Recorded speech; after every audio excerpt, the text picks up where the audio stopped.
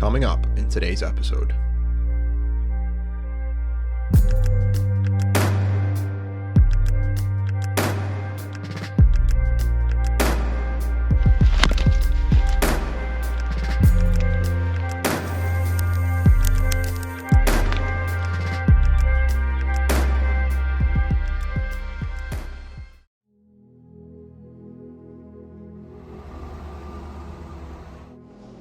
While we go into most trips with at least a rough idea of where we'll end up, this trip looked determined to play out differently.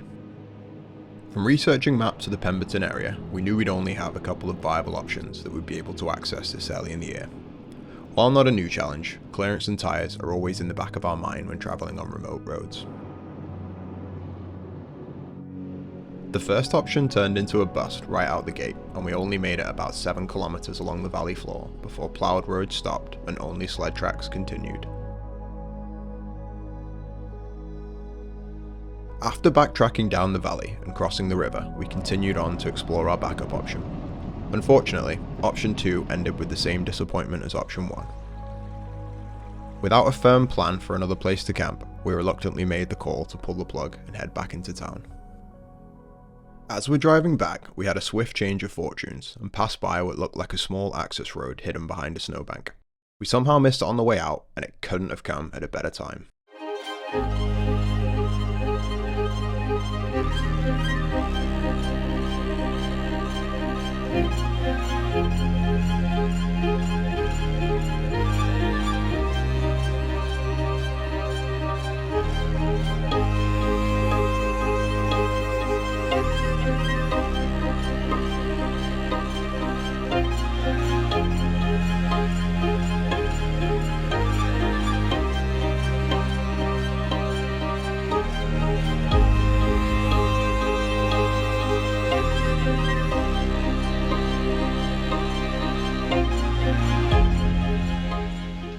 After looking out with this spot, it was time to get to work on setting up the car tent, processing firewood, and getting some tacos on the go.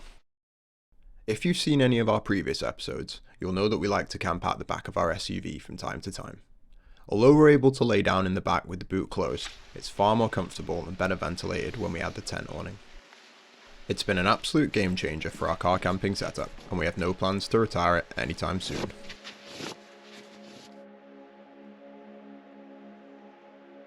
We're up in the Pemberton Valley area this weekend. Pemberton has an extremely rich history and is internationally renowned for the quality and taste of its seed potatoes. Agriculture has been a mainstay of the valley since Europeans settled here more than 100 years ago. This, coupled with thousands of years of indigenous culture, make it an incredibly interesting place to visit.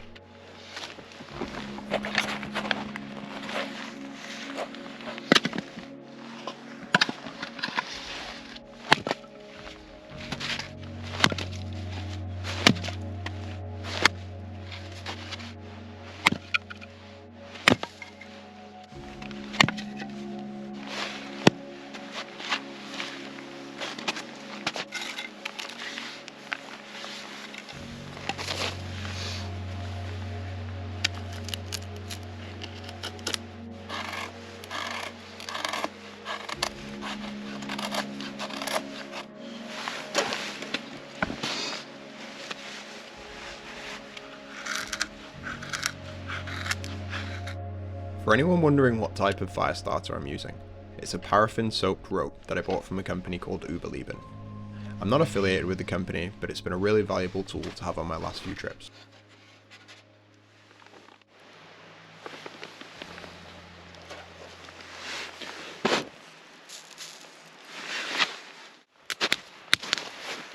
Oh, it's going great now.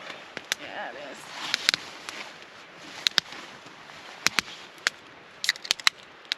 Cheers. Cheers.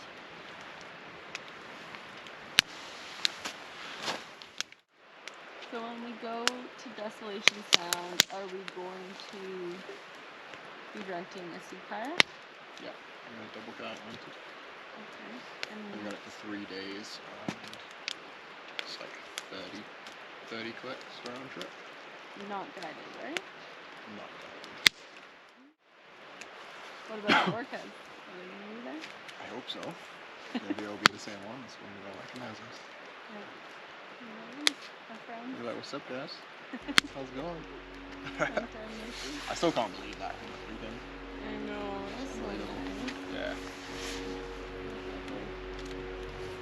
Like, what are the odds? I know. There's such high traffic in the town too. Although it's nothing fancy, tonight's dinner is one of our favourites. We'll be grilling up pre-marinated kebabs to make some delicious chicken tacos. Whether we're in the bush or in the city, it's super easy to prepare and requires almost no washing up. We start by roasting the chicken kebabs over the open fire for around 15 to 20 minutes. When the chicken is charred on the outside, we throw on the corn tacos and brown for a minute or so on either side. After that, we add arugula, cherry tomatoes and hot sauce before serving.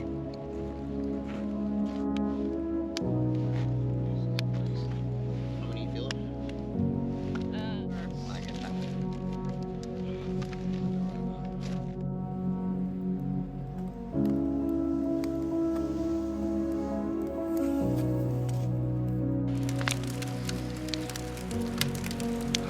Yeah, I think we got some stars. It's looking really clear. Oh yeah. They're looking good so far. I see a bunch.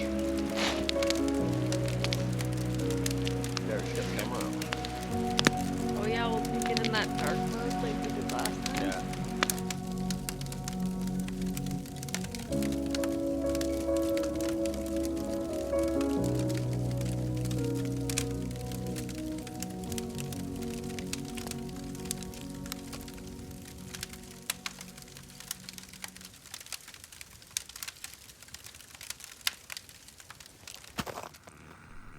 We woke up to a very different valley in the morning.